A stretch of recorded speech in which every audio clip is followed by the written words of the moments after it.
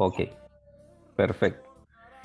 Bueno, vamos a comenzar entonces la reunión de esta noche, pues por aquello de que ya hay varios que ya están. Así que le vamos a pedir a Jaime Rivas si nos hace el bien de dirigirnos en oración para poder comenzar. Con gusto, pastor. Gracias, Dios Padre, por permitirnos compartir tu palabra, tus enseñanzas esta noche. Te pedimos que ilumines a nuestro pastor para que a través de él sean llegados a nosotros esos conocimientos que nos van a permitir entender mejor tu palabra, entender mejor el ambiente en el que se desarrolló y todas las consecuencias y demás situaciones que la acompañan. Te pedimos que abras nuestras mentes, nuestros corazones para recibir esta enseñanza y que podamos asimilarla y también compartirla con más fieles, Señor. Todo esto, Dios Santo, te lo pedimos en el nombre de tu Hijo Jesucristo y en el nombre del Espíritu Santo. Amén. Amén. Muy bien, muchas gracias. Vamos a comenzar entonces la reunión de hoy y creo que como pudimos darnos cuenta la semana pasada, pues tal vez no estamos enfocados tan así como en una predicación, ¿no? Aunque la idea es de que, por ejemplo, si en algún momento, por decirle algo, todo esto que estamos viendo usted lo puede compartir con alguien, pues que bueno, bienvenido sea en ese aspecto, ¿no? Pero sí, la idea, pues en parte, creo que ya lo ven en pantalla, solo si me confirman que tiene que estar lo que dice los antediluvianos. Esa es la pantalla que estamos viendo. Muy bien. Entonces, ya que tenemos esa pantalla, vamos a comenzar y vamos a hacer primeramente la lectura del pasaje. Hermano Mario, háganos un favor si nos lee los versículos del 1 al 3 y Oscar, léenos del 4 al 5. Amén, pastor. Dice la palabra de Dios. Este es el libro de las generaciones de Adán. El día en que creó Dios al hombre, a semejanza de Dios lo hizo. Varón y hembra los creó y los bendijo. Y llamó el nombre de ellos Adán, el día en que fueron creados. Y vivió Adán 130 años y engendró un hijo a su semejanza, conforme a su imagen, y llamó su nombre Set.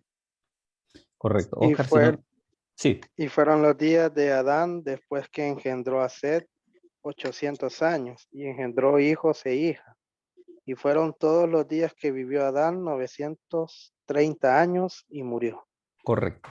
Yo creo que a muchos de nosotros nos ha pasado que cuando llegamos a ese capítulo como que existe una gran tendencia a saltárselo, ¿va? Porque uno dice, mire, ahí solo hay un montón de nombres, para empezar ni los conocí, no sé quiénes son, y todavía de remate, todavía las escrituras no dan mayor información acerca de ellos, entonces como que existe esa tendencia a que si digamos, si usted ya lo leyó una vez, y ya más o menos se hizo una idea de qué trata, pues como que queda que decir, ya no, ya me di cuenta de qué trata.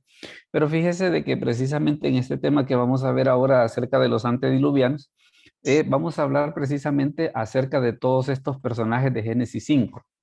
Tal vez una cosa que le va a parecer un poco diferente es que vamos a ver un poco de matemáticas. ¿Quiénes son algo buenos para las matemáticas? Así, no le digo que pesado, ¿verdad? Pero que por lo menos que le entienden un poquito. Todos somos buenos para las matemáticas, ¿verdad? Por lo menos sabemos sumar de 1 en 1 hasta 10. Vaya, entonces si podemos sumar de 1 en 1 hasta 10, pues creo que no vamos a tener ningún problema. Pero antes, dígame, hermano Giovanni, perdón. Hola. Quizás accionó el micrófono accidentalmente. Bueno, entonces, ¿qué es lo que sucede? Vamos a ver entonces precisamente qué es lo que tiene de importante este capítulo 5 del libro de Génesis, porque se va a dar cuenta de que hay algunas preguntas que nos ayuda a contestar precisamente de cómo era la vida antes del diluvio. Y fíjese que tal vez vamos a ver una situación. Primero vamos a ver lo que tiene que ver con una información general, porque resulta de que prácticamente desde Génesis 1 hasta Génesis 10 tenemos de que hay 2 genealogías. Ahora, esas genealogías, ¿a qué obedecen? Obedecen a lo siguiente. Mire, Edwin, si nos oís, por favor, para que puedas leer esa cita, que ya que entrando y te vamos a vacunar, esa que dice ahí de Génesis 3:15. ¿Hola? Yo creo que todavía no. Así. Hola, Buenas. hola, para que nos leas esa cita que está ahí en pantalla, porfis. ¿Quién? ¿Yo? Sí, Buenas noches. buenas noches. Génesis 3:15. Y pondré enemistades entre ti y la mujer, entre tu simiente y la simiente suya. Ahora, Padre. Esta te herirá en la cabeza y tú le herirás en tu calcañar. Correcto. Vea de que en este momento, ¿qué es lo que sucede? Se habla acerca de dos genealogías, que era lo que le comentaba precisamente que aparece en el libro de Génesis entre el capítulo 1 y el capítulo 10. Entonces, ¿qué es lo que pasa? Fíjese de que ese pasaje que Edwin nos acaba de leer es un pasaje profético bien interesante, porque es el momento en el que se da la maldición en el Génesis. ¿Y qué es lo que dice? Pondré enemistad entre ti, ese ti es Satanás, y la mujer, en este caso es Eva, entre tu simiente, los descendientes de Satanás, y la simiente suya, que serían los descendientes de Eva. Esta, o sea, la simiente de Eva, te herirá en la cabeza. ¿A quién? Al diablo. Y tú, el diablo, le herirás en el calcañar, ¿verdad? Entonces, para hablar acerca precisamente de que el daño, ¿por qué dice que Satanás le iba a herir en el calcañar? Porque el daño que el diablo le iba a hacer a Cristo, pues iba a ser una cosa leve comparado con lo que Cristo le iba a hacer con su sacrificio en la cruz y con su posterior resurrección, ¿verdad? Entonces, por eso es de que se da esa situación de que dice, esta te herirá en la cabeza, dice, y tú le herirás en el calcañar. Entonces, ¿qué es lo que pasa? Tenemos que en Génesis capítulo 4, ¿qué es lo que tenemos? Tenemos la genealogía de Caín, y mire lo que dice hablando acerca de Caín. Disculpen, ¿quién es el Samsung SMA para que nos pueda leer esa cita de primera de Juan 3:12? Hola. Hola, hola, ¿me escucha? Bueno, sí. Sí, le escucho, pastor, pero voy un poco aquí en el transporte público. Vaya, no se preocupe, por lo menos con que nos vaya escuchando, ya con eso ya vamos avanzando algo para que ya después cuando llegue lo hace. Buenas noches, doctora, ¿cómo te va?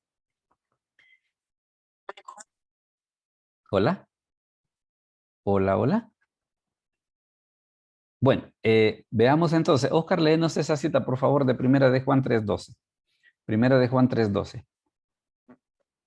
No como Caín, que era del maligno y mató a su hermano. ¿Y por qué causa le mató? Porque sus obras eran malas y las de su hermano justas. Correcto. Entonces ahí tenemos esa situación de que tenemos que en el libro de Génesis hay dos genealogías, ¿verdad? En ese caso la simiente de Eva, que es de donde vendría Cristo, y la simiente de Caín, que en ese caso sería de donde prácticamente que acá primera de Juan nos habla acerca de que Caín era del maligno. Y fíjese de que, por ejemplo, Génesis capítulo 5, ¿qué es lo que hace?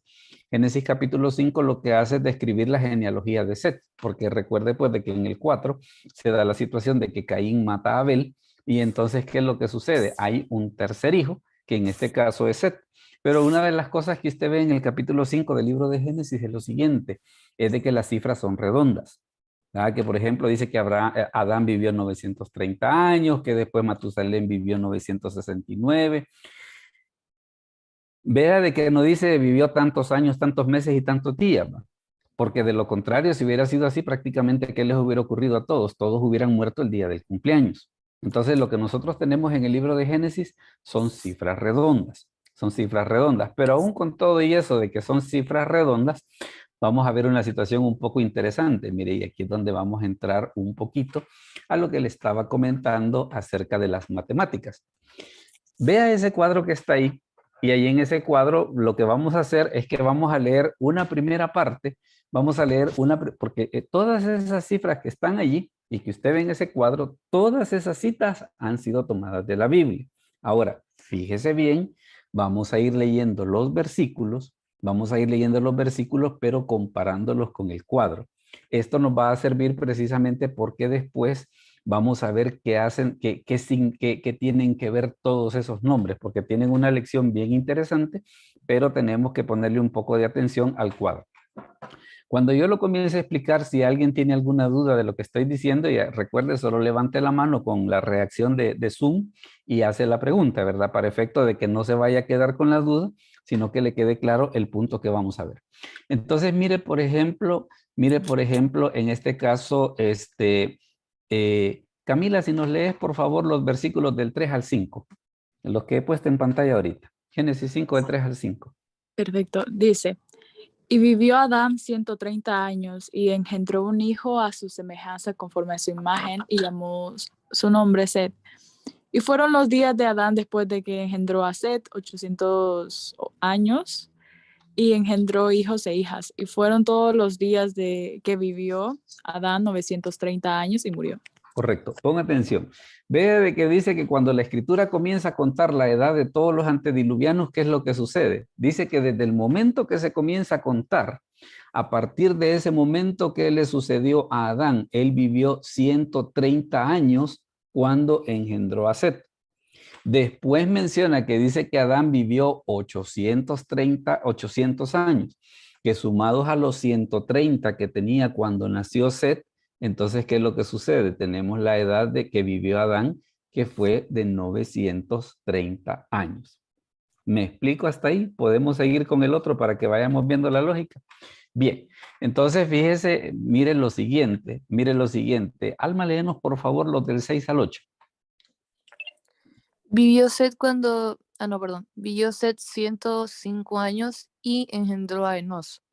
Y vivió Set después que engendró a Enos 807 años y engendró hijos e hijas. Y fueron todos los días de Set 912 años y murió. Correcto. Vea entonces, vea la situación entonces que se da aquí.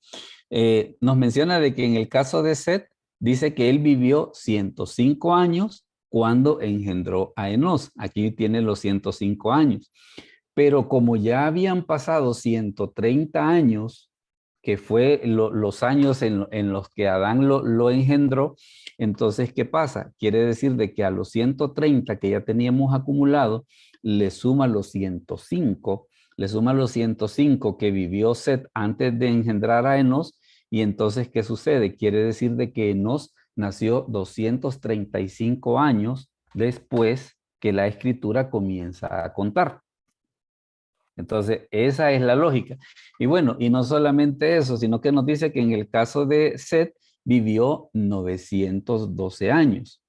Vivió 912 años. Entonces, vea cómo se va dando la situación, cómo es de que en este cómputo que las escrituras nos están haciendo, porque usted se va a dar cuenta que al final de la tabla, ¿qué es lo que sucede? Todos esos nombres que aparecen en el capítulo 5 del libro de Génesis, ¿qué periodo de tiempo abarcan? Abarcan 1656 años. O sea que Génesis capítulo 5 aparentemente es un capítulo que podría decirse que no tiene nada que ver, que no tiene nada importante, pero ¿qué es lo que sucede? A la hora de las horas describe un periodo de 1656 años. Entonces, con esto que nosotros estamos viendo acá, ¿qué es lo que sucede? Lo que estamos haciendo es comprobar que efectivamente son esos 1656 años. ¿Me estoy dando a entender para que pasemos a la siguiente? ¿Estamos bien, todos bien hasta aquí? Va. Entonces, como el que calla otorga, entonces mire, vamos a pasar al siguiente. Siempre tenemos el mismo cuadrito, tal vez solo lo vamos a hacer una vez más para que se entienda la lógica, aunque yo ya lo hice para todo el capítulo, le cuento. Pero mire la lógica en este caso. Aquí en este caso están los versículos del 9 al 11, Hermano Milton, ¿será que, quiero ver? ¿Sí? ¿Será que nos puede leer esos 3 versículos? Amén, pastor. Dice, y vivió Enoc 90 años y engendró a Cainán. Y vivió Enoc después que engendró a Cainán 815 años y engendró hijos e hijas. Y fueron todos los días de Enoc 905 años y murió. Correcto. Vea si seguimos la lógica del cuadro. Dice que vivió Enos 90 años, dice, cuando engendró a Cainán. Mire, aquí tenemos los 90. Pero ¿qué es lo que sucede? Cuando nació Enos, ya llevábamos acumulados 235. Entonces, a los 235 le sumamos los 90 cuando nace su hijo. Entonces, quiere decir de que Cainán nació en el año 325 de cuando las escrituras comienzan a contar las fechas. Entonces, haciendo, bueno, y dice, después dice, y vivió Enos después que engendró a Cainán 815 años y engendró hijos e hijas. Y fueron todos los días de Enos, dice, 905 años y murió. Aquí los tenemos, mire, son 905 años que vivió Enos, que fue, digamos, el total de su vida. Lo vamos a hacer una última vez, porque esto nos va a servir para llegar a la conclusión esa de que para qué sirve el capítulo 5 del libro de Génesis. Porque le digo, la gente lo lee y piensa que es una de las cosas más aburridas. Yo era uno. Yo antes así pensaba de que ese capítulo, quizás Moisés no tenía ganas de escribir ese día y se puso a poner nombre, ¿va? Pero ya vamos a ver que no. Vamos a hacerlo la última vez. Vamos a hacerlo la última vez y de ahí vamos a ver para qué sirve todo esto. Veamos en este caso, permítame que nos pasamos. Veamos en este caso, hermano Mario, si nos lee, por favor, sería el versículo 12 al 14. Amén, pastor. Dice, vivió Cainán 70 años y engendró a Maalaleel. Y vivió Cainán después que engendró a Maalaleel 840 años y engendró hijos e hijas. Y fueron todos los días de Cainán 910 años y murió. Correcto. Siempre si hacemos la misma lógica del cuadro. Miren, nos dice acá en el versículo 12 que vivió Cainán 70 años y engendró a Mahalaleel. Aquí lo tenemos, mire, son 70 años que él vivió antes de tener a su hijo. Pero como ya teníamos 325 años acumulados, a esos 325 le sumamos los 70 de acá y entonces, ¿qué es lo que sucede? Quiere decir de que Mahalaleel nació cuando a 395 años después de que las escrituras comienzan a contar. Dígame, hermano Jaime, perdón. Pastor, podría concluirse de que Adán, al menos teóricamente, basado en esta matemática, conoció hasta el Lamec. Ya le voy a enseñar. Es bárbaro, Darcy. Es que, no, hombre, sí. Conoció al hijo, al nieto, al bisnieto, tataranieto y no sé qué más era el prefijo que se le ponen a lo que sigue. Esa es la conclusión. Gracias. Esa es la conclusión a la que vamos a llegar. Mire, ya que ya entendimos la lógica del cuadro, vamos a ir a la conclusión. Ya nos hizo que Jaime... spoiler, pastor. ¿Cómo? Ya nos hizo spoiler. Sí, ni modo, ya nos hizo, pero esa era la idea. Esa era la idea, que nos hiciera el spoiler. Y ya le voy a enseñar qué fue lo que sucedió acá, mire. Precisamente en el spoiler que Jaime nos acaba de decir, tocayo, ¿qué les pasa? Entonces, mire, vamos a ver entonces en ese caso, en el spoiler que Jaime nos acaba de hacer, qué fue lo que sucedió, mire, y es esto. Ya si nosotros hiciéramos el ejercicio, así como lo veníamos haciendo, de hacer todos los versículos hasta llegar al final del capítulo 5, observe lo que sucedería. Es lo que Jaime nos estaba diciendo, mire. Ahí usted ve qué es lo que pasa. Cada uno de los individuos, cuándo fue que fue naciendo. Vaya, que por ejemplo tenemos que en el caso de Seth nació cuando tenía 130 años, Enos 235, Cainán 325, y mire el spoiler que Jaime nos estaba haciendo.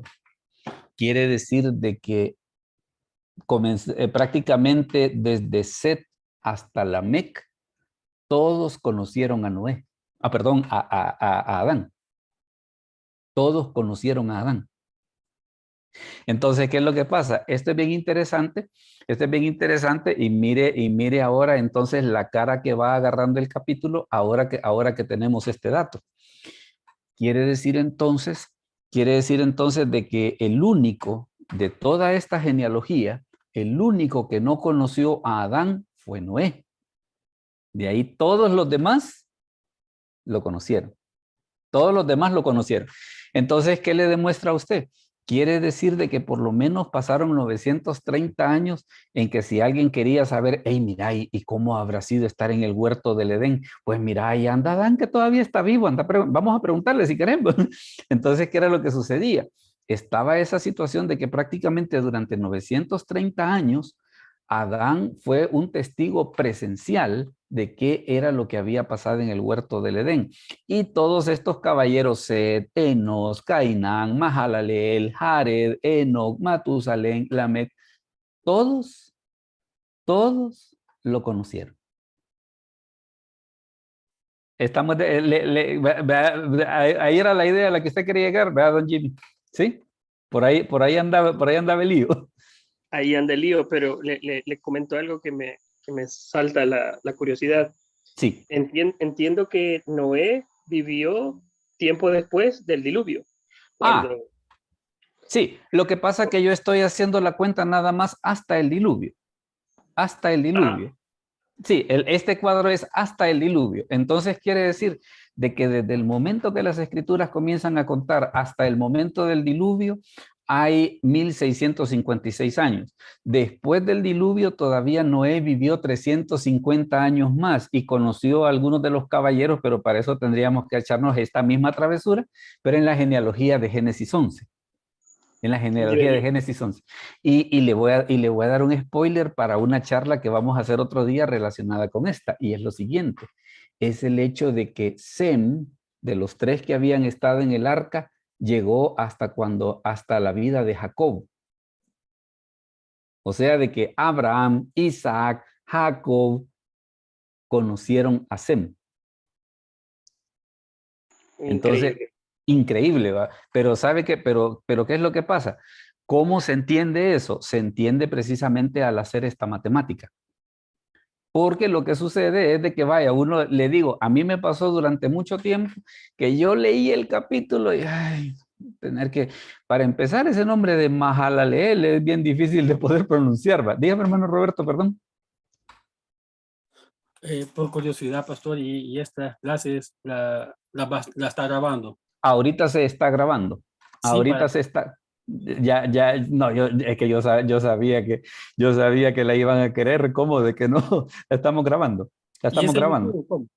Fíjese que ahorita solo se está grabando, ya vamos a ver de ponerla vamos a crear un canal precisamente que se llame igual que la reunión Creciendo en Sabiduría, ahí lo vamos a poner para que ustedes lo puedan ver. Excelente. Claro, lo ideal sería, y le comento, lo ideal sería que estemos en las reuniones porque, quieras o no, se enriquece con el conocimiento de todos, pues. No, porque si fuera solo hacer el video, yo lo hago y no le digo a ninguno de ustedes, pues.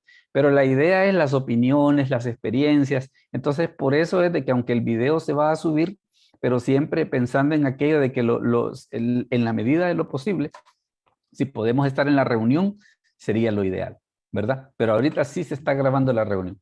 Sí, no, entonces, por paso. Ajá, correcto. No, y está bien, y está bien. Entonces vea una situación, tal vez para que terminemos de afianzar esta parte. Como todos ellos se conocieron, nos deja una lección bien importante. La fe se transmitía de padres a hijos, ¿verdad?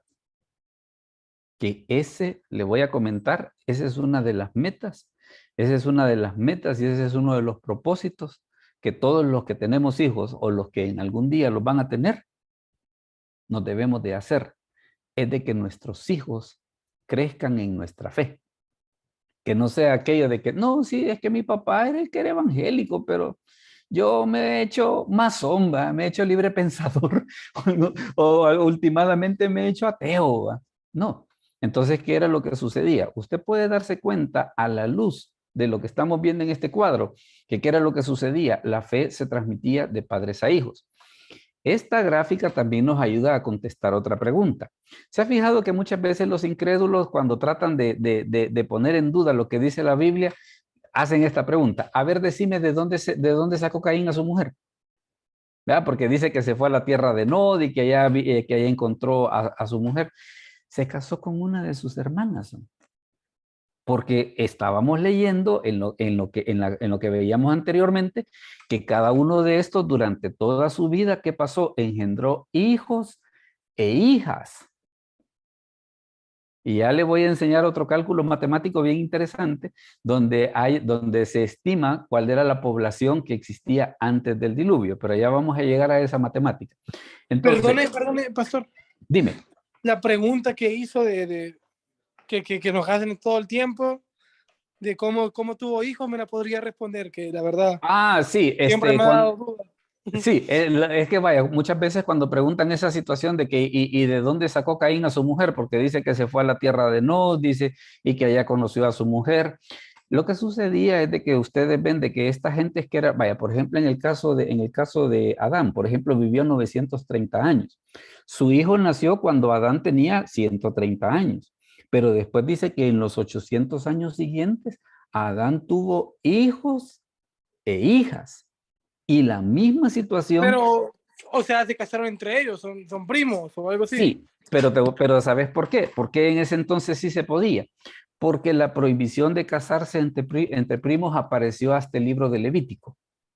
Entonces, mientras tanto, y como lo que ellos estaban haciendo era poblar la tierra, entonces en ese momento sí se podían casar entre primos y no había ningún pecado. Pero Ya genéticamente hasta, había problemas, ¿o no? ¿cómo? Pero genéticamente no habían problemas. En ese momento no, en ese momento no. Ya en el libro de Levítico, cuando se pone la prohibición, ¿qué es lo que se hace? Se pone la prohibición, pero también se pone una llave genética. ¿Y la llave genética cuál es? Son ¿cómo se llama? Deformaciones. Las deformaciones que pueden darse. De hecho, por ejemplo, hay un caso en la actualidad bien interesante y ese es de los samaritanos que viven en Israel, de que ellos con tal de mantenerse puros, así como venían desde el Antiguo Testamento, se han casado entre ellos, pero una de las cosas que en la actualidad ellos tienen su anemia permanente. O sea que por más que se alimenten, se ven así todos como que son mero cadavéricos, ¿no? Se ven así mero zombies. Pero es por eso, porque como se han estado casando entre primos durante varios siglos, entonces Sí, o sea, eso han han hecho echado los a perder reyes la... siempre, a que la sangre la quieren mantener pura y se casaban entre ellos. Correcto. Entonces, Pero entonces bíblicamente sí todos son familia. O sea, sí, cuando dicen que somos el pueblo de Dios, todos somos hijos de Adán.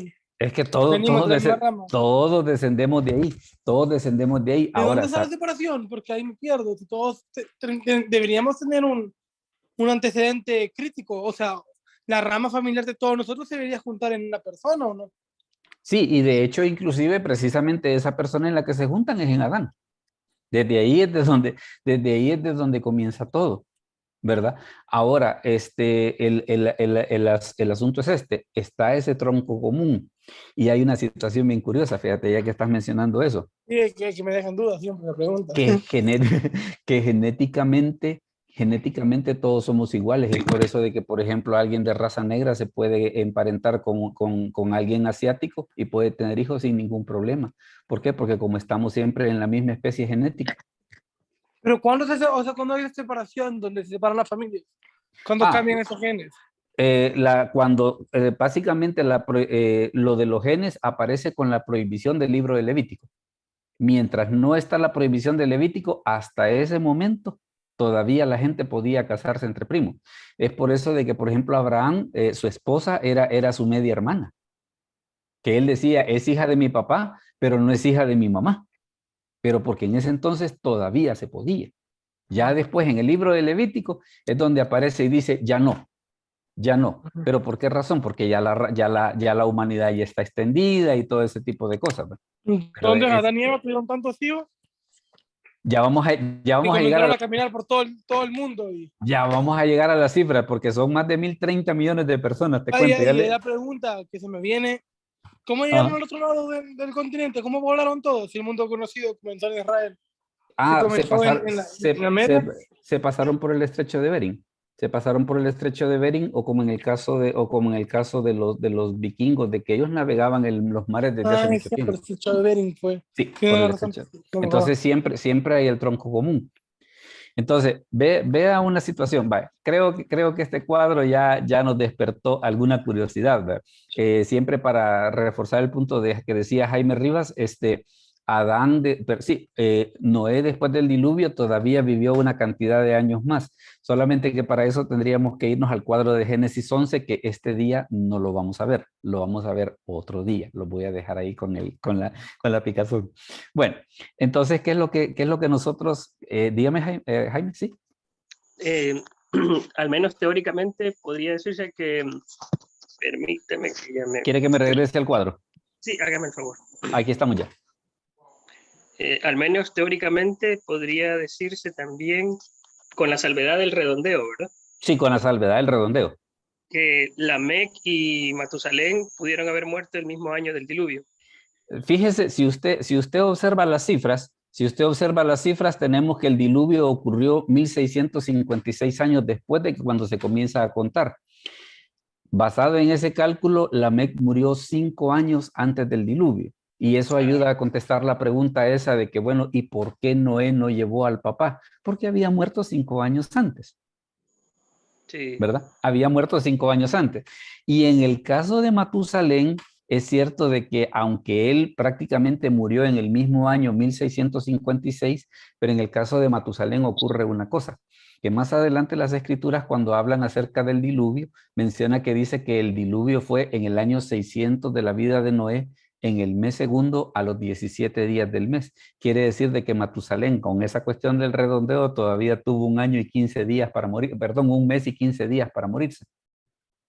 Entonces, por eso que tampoco lo llevaron en el arca. Ok, ¿Verdad? copiado, gracias. ¿Verdad? No, le digo, es que es bien interesante lo que se desprende de todo esto. Entonces, ahora podemos pasar a las lecciones. Y es esta.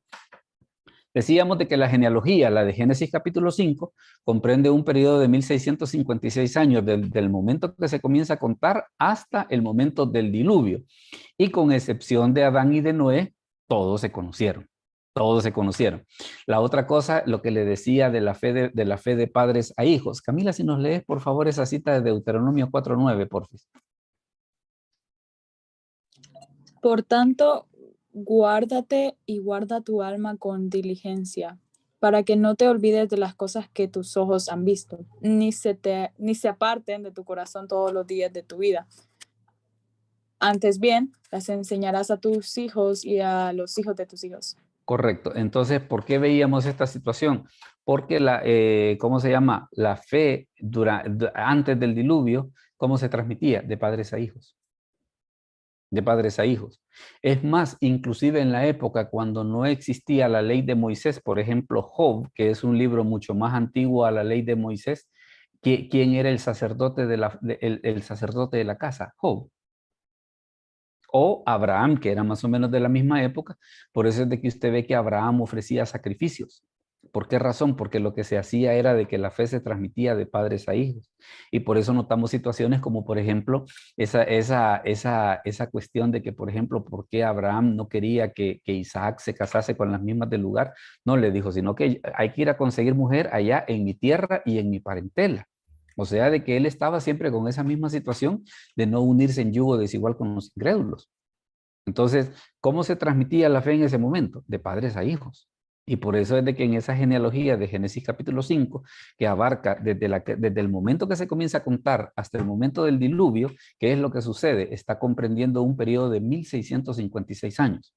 Y vemos de que Lamec, que era el padre de Noé, no lo metieron al arca porque había muerto 5 años antes. Y Matusalén, que aunque llegó al mismo año en el que sucedió el diluvio, pero como el diluvio dice la escritura que ocurrió en el año 600 de la vida de Noé, en el mes segundo, a los 17 días del mes, entonces Matusalén tuvo todavía 1 mes y 15 días para morirse, y por eso no lo llevaron en el arca tampoco.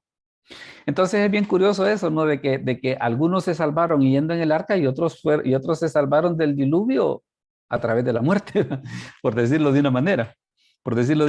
Ahora, hay una situación, este es un punto que, mira, a veces a mucha gente le encanta pelear sobre esto y tienen toda la razón. Son estos caballeros que aparecen acá en Génesis 6:4. Alma, si nos lees esa cita, por favor. Génesis 6:4. Voy. Génesis 6:4. Había gigantes en la tierra en aquellos días, y también después que se llegaron los hijos de Dios a las hijas de los hombres, y les engendraron hijos. Estos fueron los valientes que desde la antigüedad fueron varones de renombre. Correcto. Entonces, fíjese que tal vez si hacemos una lectura un poco desapasionada del pasaje, nos vamos a dar cuenta de lo siguiente. Fíjese bien lo que dice. Había gigantes en la tierra en aquellos días. Y también después que se llegaron los hijos de Dios a las hijas de los hombres. O sea, Los gigantes no salieron de esa relación entre los hijos de Dios y las hijas de los hombres, sino que ellos ya existían ellos solitos, ¿verdad? Ya le voy a comentar de dónde es que se supone que venían. Entonces, lo que pasa es de que en el caso de los gigantes, existían antes del diluvio, existieron después del diluvio e inclusive en tiempos modernos también se han dado casos de gigantes. Déjeme explicarle. Una cosa que usted va a escuchar cuando oiga este lío de los gigantes es que más de alguien le va a decir, mira, es que esos son los nefilim. ¿Y de dónde se supone que sale esa travesura? Porque la palabra ahí en Génesis 6:4, cuando habla acerca de que había gigantes, nuestra versión lo ha traducido por gigantes, pero no es una traducción exacta, sino que en el hebreo simplemente dice había nefilim. Hasta la fecha se debate precisamente qué se supone que podrían ser esos gigantes. ¿Por qué nuestra Biblia pone gigantes? Porque resulta que cuando se tradujo el Antiguo Testamento al griego, en la versión de los 70, estos señores se les ocurrió la feliz idea de poner gigantes. O sea, porque hablando acerca del griego que usted no sabe que sabe, si alguien le dice a usted, ¿y vos qué otro idioma puedes hablar acerca del español? Dígale, yo sé hablar griego. Y que decime una palabra en griego, gigante. Ahí está, mire, y ahí usted la puede ver aquí en amarillo. Ahí la puede ver en amarillo. Ahí lo que dice es gigantes en griego. Así que si alguien le dice, decime una palabra en griego, gigante. Pues es una palabra griega. Es una palabra griega. Así que ya aprendimos griego. Ahora, yendo un poco a esta cuestión de los gigantes, creo que le va a llamar un poco la atención esto. Mire esta foto. ¿La ve? Déjeme comentarle un poco acerca de esa foto. Ese sujeto que está allí padeció de una enfermedad que se llamaba gigantismo. Gigantismo. El papá de él, que es el chiquitín que está ahí a la par, medía 1,85 m. Ya usted se puede imaginar para que vea qué es la altura de este. Ese sujeto se llamaba Robert Pershing Wadlow y nació el 22 de febrero de 1918 y murió el 15 de julio de 1940. Fue el hombre más alto de la historia según el libro Guinness de los récords. Fue conocido también como Alton Giant o traducido como el gigante de Alton. Tenía una altura de 2,72 metros, o sea, 8 pies o 11 pulgadas, y un peso de 222 kilogramos o 488 libras, cuando falleció a los 22 años. Su gran tamaño y su continuo crecimiento durante la edad adulta estaba provocado por una hipertrofia de la glándula pituitaria. No dejó de crecer hasta su muerte, por lo que se cree que de haber vivido más, es posible que hubiese alcanzado una altura mayor. Hallarle zapatos ha de haber sido mero complicado. Zapatos, pantalones, un montón de cosas que a saber de dónde se las hacían, ¿va? Entonces, lo que pasa con los gigantes es esto, mire. Habían gigantes ahí en Génesis 6:4 y esa misma palabra Nefilim aparece en Números 13:33. Entonces, ¿qué es lo que sucede? Habían gigantes antes del diluvio y después del diluvio. ¿A causa de qué? A causa de una alteración genética. Es por eso de que usted ve que la altura de Goliat andaba bien cerca de este caballero, porque él dice que medía 2 metros y 72 centímetros. Goliat medía 2 metros y 92 centímetros y medio. O sea que Goliat todavía era 20 centímetros más alto que este. Por eso era que todo el mundo le tenía miedo cuando él decía, mándenme uno pues. Mándenme uno que pelee conmigo y si me gana, nosotros vamos a ser sus esclavos. Claro, con semejante gorila, ¿quién iba a querer pelear con él? Pues, ¿verdad? ¿Quién iba a querer pelear con él? Entonces se da esa situación de que por eso vemos de que había gigantes antes del diluvio y había gigantes después del diluvio. ¿Causados por qué? Causados por una alteración genética que era la que hacía de que existiesen esos seres de ese tamaño. ¿Alguna pregunta hasta aquí? A ver, Edwin. Entonces, o sea, Dime. espérenme, que me quedé en duda porque A mí me habían contado, te quedaste luciado, a ver, a ver. me habían contado que los gigantes venían de las relaciones de los demonios con las hijas con las hijas de los hombres, ¿verdad? Sí, ahora Los ángeles caídos, o sea, los demonios. te voy a decir por qué eso no es así. Eso no es así porque en Hebreos 1:7 la Biblia dice lo siguiente, dice que Dios hace a sus ángeles espíritus y a sus ministros llamas de fuego. Entonces, aunque fuera demonio, un demonio no puede engendrar un hijo. Entonces, por esa sencilla razón, esa teoría no es correcta. Y es por eso de que nosotros notamos esa situación de que si nos regresamos al pasaje este de Génesis que estábamos viendo, mire, para que tal vez nos hagamos una idea de lo que estábamos diciendo. Fíjate lo que dice Génesis 6:4. Había gigantes en la tierra en aquellos días y también después que se llegaron los hijos de Dios a las hijas de los hombres. O sea que los gigantes ya existían aparte de la relación de los hijos de Dios con las hijas de los hombres, ¿verdad? Entonces, por eso Y ese es de pasaje que de los hijos de Dios con los hijos de los hombres, ¿a qué se refiere? en el caso de los hijos de Dios era la descendencia de Set que se emparentó con la descendencia de Caín, que eran las hijas de los hombres. O sea que lo que sucedió fue que se relacionaron creyentes con inconversos. Ajá. ¿Verdad? Se ordenó la raza, entonces. Ya, correcto, pero ya una mezcla entre incrédulos y creyentes. Camila, veamos, por favor, ¿tenías una pregunta? Sí, bueno, más que todo una aportación, pero A ver, sí, también pregunta. Dale. Con respecto a los, ¿cómo era? Nefilim. No me recuerdo. Aquí está, mira, aquí está en pantalla ahorita, Nefilim. Esa es la palabra, esa es la palabra que se ocupa en el texto hebreo para hablar acerca de los gigantes en Génesis 6:4, perdón. Entonces quiero hablar de los Nefilim, que sería muy difícil haber durado mucho tiempo siendo un gigante, porque, a ver, metiéndome un poco más a lo médico, a la anatomía, el cuerpo, mientras más chiquito es, más bombea sangre, entonces la presión arterial es mayor. En cambio, en las personas que ya son altas, o bueno, en este caso cuando ya se es mayor de edad, disminuye, porque el cuerpo ya va, o sea, apagándose. Entonces, para los gigantes, ¿cómo hubiese sido la vida de un gigante sabiendo que tiene que bombear toda la sangre a todo el cuerpo con un ritmo cardíaco normal? Entonces también la vida de eso se lo acortaría. Vaya, fíjate, te voy a comentar una cosa. Otro día, no va a ser no va a ser el siguiente miércoles, pero otro día vamos a ver precisamente la lucha de David contra Goliat. Y fíjate que ya que tú acabas de hacer todas esas menciones, lo que sucedía en el caso de Goliat y en parte explica por qué David le pudo vencer, era porque como Goliat al padecer gigantismo era más torpe de movimiento. Aparte de que parece ser de que las personas que tienen gigantismo padecen de una enfermedad que se llama mianopía bilateral temporal, o sea que no tienen un campo periférico hacia los lados. O sea, su campo periférico hacia los lados es bien corto.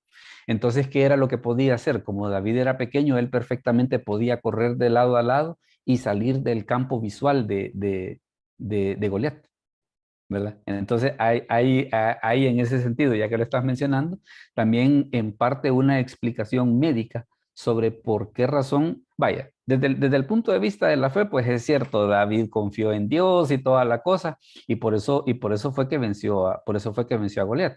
Pero desde el punto de vista físico, también Goliat, a pesar de su estatura, tenía ciertas limitantes, y una de ellas era la torpeza de movimientos. Aparte de que en las articulaciones, y creo que eso tú nos lo puedes explicar mejor, las articulaciones por la misma altura son más débiles,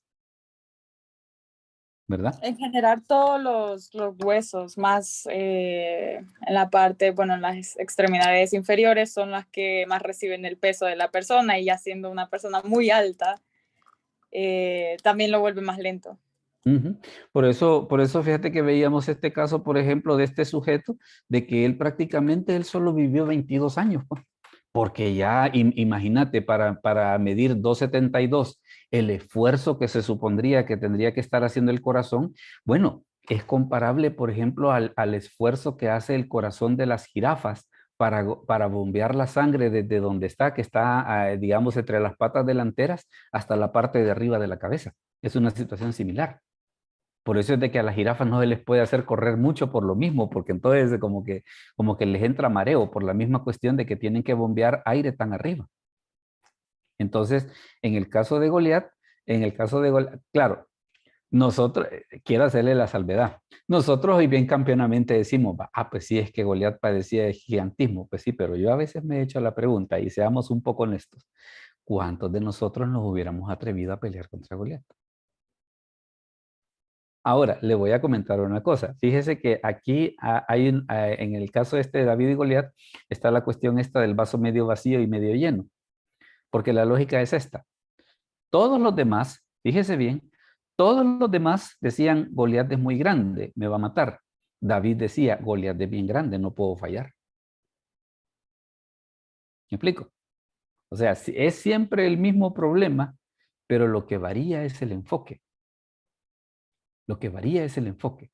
¿Verdad? Que mientras los demás decían, no, este me va a matar. Mire, yo nunca he disparado un arma, pero si me dijeran de dispararle a un elefante, creo que es más fácil de pegarle a un elefante que a un colibrí. Entonces en ese aspecto, bueno, inclusive la física esa de la onda que usó Goliat, mira qué interesante, en ESPN una vez lo explicaron. Mira que vamos a hacer un estudio aparte, se los prometo. Vamos a hacer un estudio aparte donde vamos a explicar esa lógica sobre cómo fue que David venció a Goliat. Ahora, entonces tenemos de que tanto antes del diluvio como después del diluvio habían gigantes, porque usted ve, por ejemplo, a Goliat. Goliat inclusive menciona la Biblia que tenía un hermano que se llamaba Lami, ¿verdad? Tenía un hermano, y David salió con 5 piedras. Salió con 5 piedras no porque tenía miedo de fallar, sino que la teoría era de que Goliat tenía 4 hermanos más. Entonces, ¿por qué? De que si salen los otros 4, mire, aquí yo vengo con la planilla para repartir. Pues entonces aquí damos planilla, aguinaldo, cuchubal y todo lo que usted quiera. Entonces, por eso era de que David salió con 5 piedras para Goliat y los hermanitos. ¿Seguimos entonces o tratamos de terminar para que vayamos a la última parte? Aquí está lo que... Dígame. Creo que también lo que usted mencionaba, la pregunta que hacía, que cuántos de nosotros hubiésemos tenido el valor de enfrentar a Goliat. Yo soy uno que yo no. No, yo creo que ahí tiene que ver mucho la sabiduría que Dios puso en David, porque si todos los que estaban ahí oyendo a Goliat provocar al pueblo de Israel hubiesen sabido esto que hoy sabemos nosotros, de lo de la ciencia, la aportación que dio la hermana respecto a la es nuestra doctora de cabecera, se llama Camila Baires. Ok. Respecto a la parte médica y todo eso, creo que ahí sí cualquiera se hubiese animado, pero ahí es donde Dios puso ese conocimiento, esa sabiduría en David únicamente para poder hacer eso que hizo, pues, o sea, por medio de lo que Dios le reveló, a lo mejor, pues, pienso yo. Sí, claro, aparte de que también recuerde que una de las cosas que sucedía con David era el hecho de que el Espíritu Santo permanecía en él de una manera, el Espíritu Santo permanecía en él más tiempo de lo usual en el Antiguo Testamento. A pesar de que en el Antiguo Testamento menciona las Escrituras que el Espíritu Santo venía temporalmente, en el caso de David la cosa era totalmente diferente. Era totalmente diferente. Entonces, en parte, pues su fe en Dios, digámosle así, la guía y la fortaleza que le dio el Espíritu Santo, fue que a él, aparte de que David, cuando él presentó su hoja de vida, él le dijo a Saúl, mira, le dijo, yo he peleado con leones y con osos. O sea, yo no es la primera vez que voy a ir a pelear. Yo ya he peleado antes. Y nos hemos pegado unas buenas calaseadas. Entonces, en ese aspecto, ¿qué fue lo que sucedió? David no era la primera vez que iba a pelear, él ya había peleado antes. Entonces, la unión de todos esos factores es lo que explica precisamente por qué fue que David venció a Goliat. Prometo un día de estos que hagamos ese estudio y vamos a tener a nuestra doctora de cabecera para que nos explique esa situación. Dígame, Jaime, perdón. Jaime Pastor, me pareció oír de que usted mencionó de que los ángeles no se podían reproducir, ¿verdad? No, por la cuestión esa de que el libro de Hebreos, en Hebreos 1:7 menciona que los ángeles son espíritus. Pero digamos, cuando hay casos, cuando se materializan, o sea, se adquieren forma humana. Por ejemplo, cuando fue... Sodoma y Gomorra, por ejemplo. Sodoma y Gomorra, exacto. Ellos comieron, durmieron, o sea, esas facultades sí las comparten pues su cuando adquieren la forma humana, que entendería pues que bajo la bendición de Dios, bajo la aprobación de Dios lo pueden hacer, no creo que sea Sí, tanto. sí, no, y de hecho, inclusive, fíjese que muchas de esas cosas son formas, por ejemplo, que ellos toman para ser entendibles para nosotros, ¿verdad? Porque por eso, bueno, inclusive esa misma cita de Hebreos 1:7, ¿qué es lo que dice? Dice, Él hace a sus ángeles espíritus y a sus ministros llamas de fuego. O sea que ellos en realidad son otra cosa que nosotros no, digamos, como que sería un poco difícil para nosotros el poder entender qué clase de criaturas son. Entonces ellos lo que hacen es que toman una forma más o menos entendible para que nosotros podamos platicar con ellos, pues, pero no que ellos sean así. Porque inclusive fíjese que, por ejemplo, otra cosa que esa cita de Hebreos ayuda a contestar es esa famosa pregunta de que si los ángeles tenían alas o no, ¿verdad? Entonces lo más probable, basado en esa cita de Hebreos 1:7, es de que no tienen alas, porque para empezar un espíritu para volar no necesita alas, pues. Entonces, esa cita de Hebreos 1:7 le diré, ayuda a comprender una serie de situaciones sobre qué sí pueden hacer los ángeles y sobre qué cosas no pueden hacer, ¿verdad? Entonces, una de ellas es, por ejemplo, la cuestión esa de no engendrar, pues porque el que engendra es el cuerpo. El que engendra es el cuerpo y ellos no tienen cuerpo, que a veces se materializan para que nosotros podamos entender y platicar con ellos es otra cosa, pero no que tengan un cuerpo como el que nosotros tenemos. De hecho, inclusive usted se fija que en aquel pasaje donde a Jesús lo cuestionan sobre la resurrección, ¿qué es la respuesta que él da? En la resurrección les dijo, ni se darán en casamiento, sino que serán como los santos ángeles de Dios que ni se casan ni se dan en ángeles. Es diferente a la nuestra. Ese es básicamente lo que sucede. Entonces hay una serie de ideas precisamente que ayudan un poco a visualizar el asunto. Aquí está, mire, esa palabra que les estaba mencionando, la palabra nefilim, así que cuando usted oiga en alguna de esas películas así de que de repente salen, como ya ve que casi siempre les ponen nombres a los demonios y todo ese tipo de cosas, a veces dicen los nefilim, y a veces uno se queda como que, ¿y de dónde han sacado eso?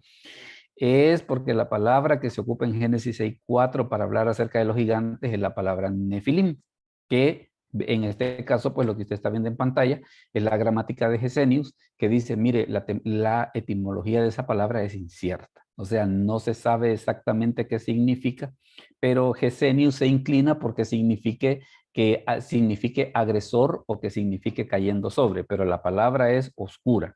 La palabra es oscura. Los de la Septuaginta, pues ellos resolvieron bien fácil su problema. Ellos dijeron son gigantes y ya quedó bien.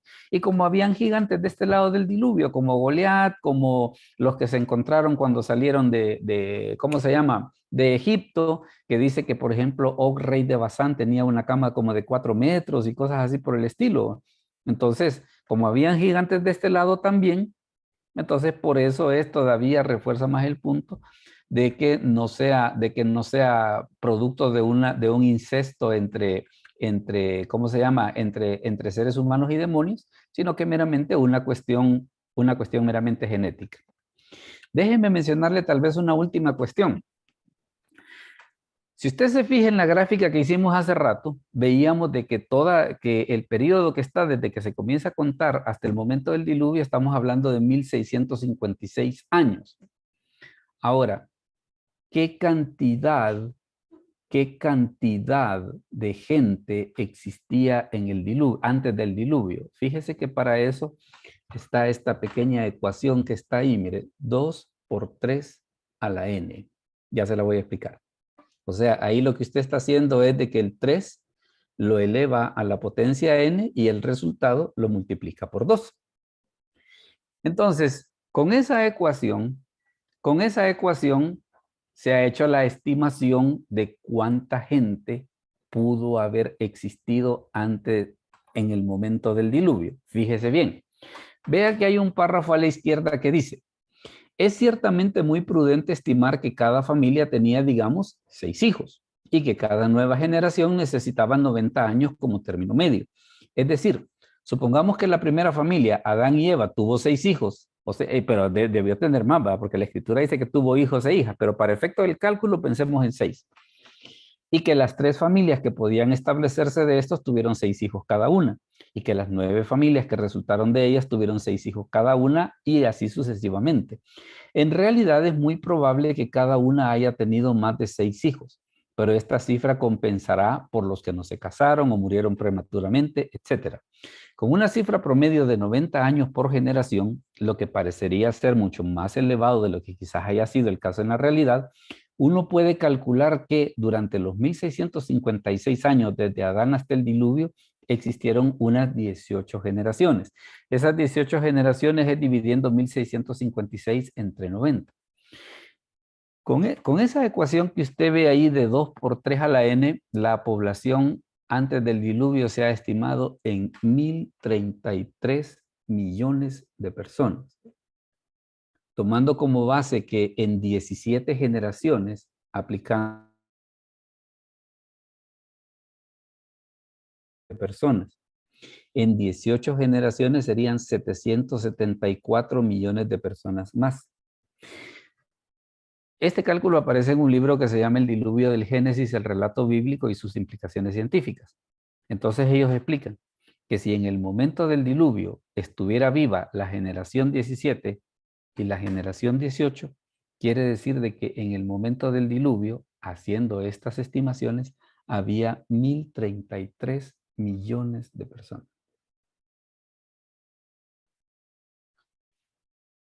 Opiniones. ya lo dejé que pensar, va. Ya lo dejen que pensar. A ver. Y todo ese grupo de personas murieron ahí ese día. ¿Cómo? Todo ese grupo de personas se hundieron, o sea, quedaron soterradas con el agua. Sí. 1033 millones de personas. Poquito. Poquito, va. Bueno, ahorita, en este momento ya somos 8,000 millones de personas. O sea, de que esa población multiplíquela por 8 y es la población actual. Ya ahorita ya somos 8,000 millones de personas. Eso que usted ve aquí es precisamente por si usted se quiere echar el cálculo. Mire, 2 por 3, en este caso, este simbolito que está aquí es para elevar a la potencia. Es para elevar a la potencia. Entonces, en el primero, ahí lo que usted ve es la pantalla de una calculadora científica de celular. Entonces, lo hace por 17 y le da los 258 millones. Lo hace por 18 y le da los 774 millones. Suma las 2 generaciones, que es posible que las que hayan estado vivas al momento del diluvio, y es que da la cifra de 1033 millones de personas. Dígame, hermano Mario.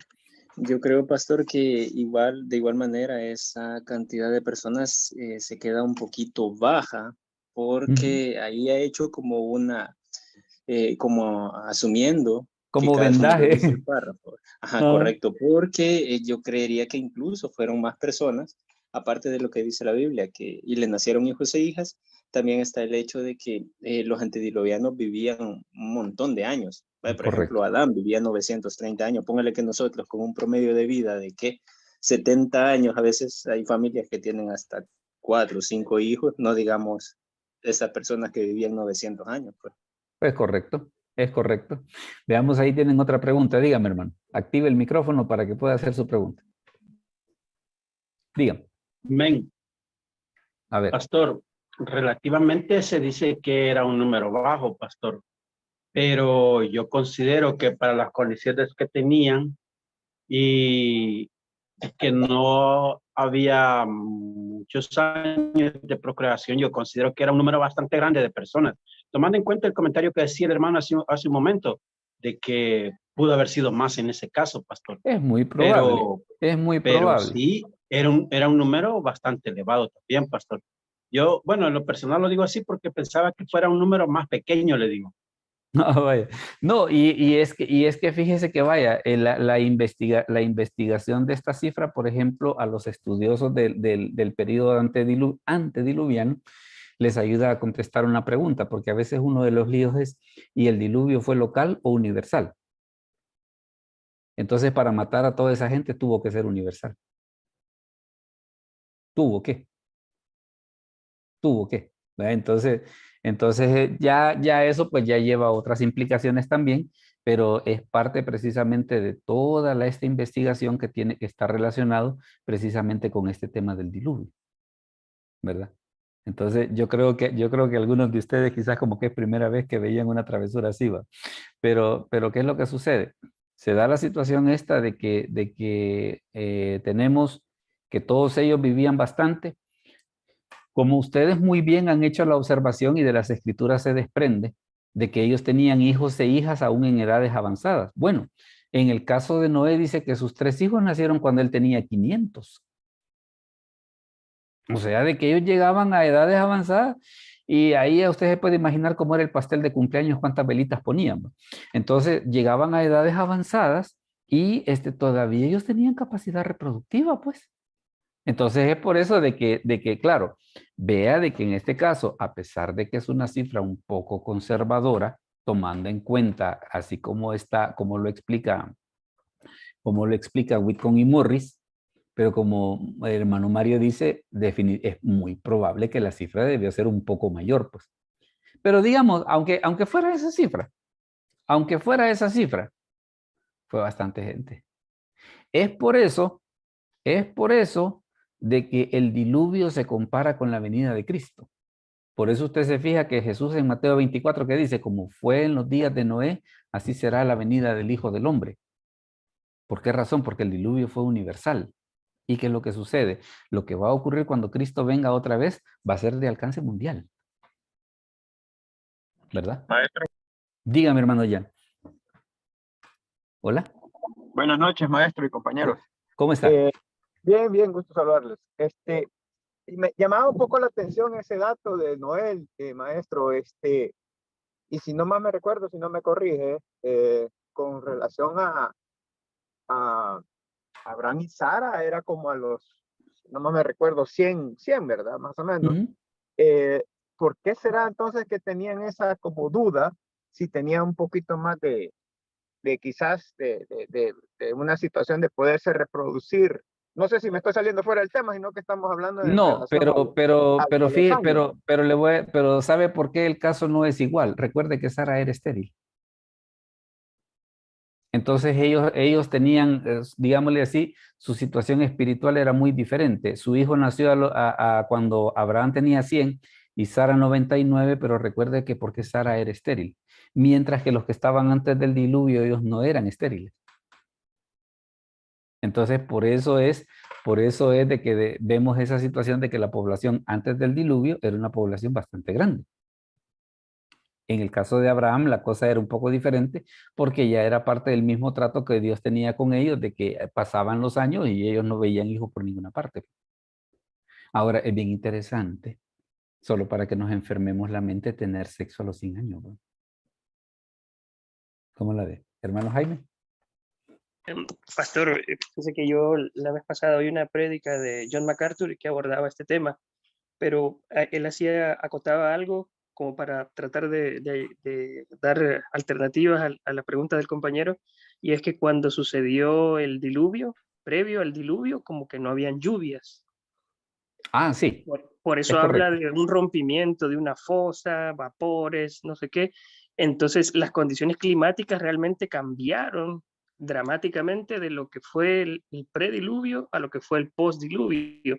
Y como que la filtración de rayos ultravioleta y una cantidad de cosas adicionales provocaron pues que la expectativa de vida del ser humano bajara sustantivamente, pues porque ya después del diluvio ya no se oyen edades tan exageradas, pues como No, y 900. de hecho usted compara con la genealogía de Génesis 11 y los números cayeron hasta 300, 200, o sea, fue una cosa, pero extremadamente horrorosa. En parte, fíjese que eso que usted dice está en un libro y que a muchos nos sirve de base. Es un libro que se llama El diluvio del Génesis, el relato bíblico y sus implicaciones científicas. Allí en ese libro se explica, entre otras cosas, por ejemplo, qué era lo que hacía el agua y por qué los antediluvianos vivían bastante. Porque toda esa agua en parte lo que hacía era como hacer una especie de protección, como lo que hace la capa de ozono en la actualidad, solo que más fuerte. Entonces eso era lo que sucedía. Veamos Alma primero y hermano Jan después.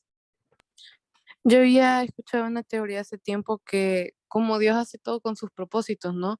Ujú. Entonces, vaya, el diluvio fue con sus propias como Reglas, causas. Ajá, pero tomando en cuenta, pudo haber causado cambios drásticos por los cuales las personas comenzaron a disminuir en su promedio de vida, por así decirlo. Dios también lo hizo como un propósito de que sabía que en algún futuro nosotros íbamos a estar como muy abarrotados de gente y necesitábamos menos tiempo para vivir para que Ah, pudiéramos caber más. pues sí, entre otras cosas. Aunque fíjate que hay una estimación de que, por ejemplo, dice de que la humanidad al ritmo que lleva va a poder crecer hasta 15.000 millones de personas. Ya después, en ese momento, la población va a ser tanta de que ya sea o la falta de recursos o las mismas guerras que provoquemos va a hacer que hagamos una sola matazón de gente y reduzcamos el número. Qué Pero pro. sí, así que hasta por ahí anda la cosa. Dígame, hermano Jan, perdón. Sí, también había, no me acuerdo dónde lo leí, maestro, que decir que cuando Noé sale y va al viñedo, ellos estaban acostumbrados a otro tipo de, como digamos, de cultivo, lo vamos a llamar así, ¿verdad? Por Ujú. lo tanto, se cree un poquito que la inocencia de Noé en probar el vino y embriagarse no era como el resultado, llamémoslo así, De un de antes acto del deliberado diluvio. de Ajá, emborracharse, por porque ejemplo. todo eso sí. Sí, porque yo he escuchado también algunos Ujú. predicadores que Noé también le gustaba tomar, ¿verdad? Pero realmente se cree que Tenía un poco la cultura europea que le gustaba echar los vinos como los españoles. sí, pero se cree que él en su inocencia lo va a llamar así, ¿verdad? Sí, no, Cuando y es que lo que sucede es esto, de que después del diluvio, entre otras cosas, el clima cambió. El clima cambió. Entonces, eso en parte lo que decía el hermano Jaime, que era lo que sucedía, como estaba toda esa protección de agua que se vino, entonces eso era una protección mayor que lo que hace la capa de ozono en la actualidad. Entonces, ¿qué pasa? Se vino toda esa cantidad de agua y uno de los efectos que se produjo es que la edad de los seres humanos se vino para abajo. Porque todos vivían arriba de los 900 y después del diluvio, ¿qué pasa? La edad cae a 300 y sigue bajando, bajando, bajando y bajando. Entre otras cosas, una de las causas es precisamente la cantidad de radiación que en la actualidad entra a la Tierra. El daño en la capa de ozono, ¿verdad? Aquella gentes que tienen complejos de pescado, de que se pasan asoleando cada vez que que van a la playa y que todavía se dan vuelta y toda la cosa. Entonces hay una serie, hay la mala alimentación, entonces hay una serie de factores que hacen precisamente de que toda esa situación ocurra. Entonces, dese usted cuenta de las implicaciones de ese capítulo 5 del libro de Génesis que hasta este momento creo que muchos de nosotros lo considerábamos como un capítulo un poco árido, ¿va? Vamos a regresar a la gráfica solamente para hacer la conclusión magistral, ¿verdad? Y porque don Jaime este día nos hizo un spoiler bien interesante respecto de la interpretación de la gráfica, porque cabal ese era el Perdón. punto. No, al contrario, me encantó. Y le voy a decir por qué. Es que a mí le digo, me da no sé qué, a veces cuando la gente llega y solo escucha. No, la idea es pensar. La idea es pensar. Por eso es de que usted ve que las escrituras que dice el apóstol Pedro, que los santos hombres de Dios inquirieron, dice, y diligentemente indagaron qué tiempo y qué persona les indicaba el Espíritu de Cristo que moraba en ellos. Entonces, una de las labores que nosotros como creyentes debemos de hacer, ¿qué es? Hacer ese tipo de reflexiones. No crea que se lo he tomado a mal, al contrario, me encantó, porque la idea era esa. La idea era esa, la idea es que nosotros no veamos las escrituras de una manera tan pasiva, pues, de una manera, sí, ahí está, Génesis, el diluvio y todo. No, mire, hay muchas cosas sorprendentes en las escrituras. Hay muchas cosas sorprendentes en las escrituras y que a veces lo que se necesita es sentarse un poquito. Mira qué interesante los libros donde yo estuve viendo esta travesura. Y le digo, yo cuando vi esta gráfica, una de las cosas que dije es, ¿y esta gente de cuál fuma para que hayan hecho ese descubrimiento? Po? Le digo, a mí me sorprendió y creo que a ustedes también, ¿verdad? En el sentido de decir, Y eso pasó en Génesis capítulo 5, de que durante 1656 años, todas esas gentes prácticamente a excepción de Noé, que no conoció a Adán, pero de ahí todos los demás se conocieron. ¿Y qué pasó? La fe se fue transmitiendo de padres a hijos, de padres a hijos, que es precisamente la manera como debe ser en la actualidad, que la fe se transmita de padres a hijos.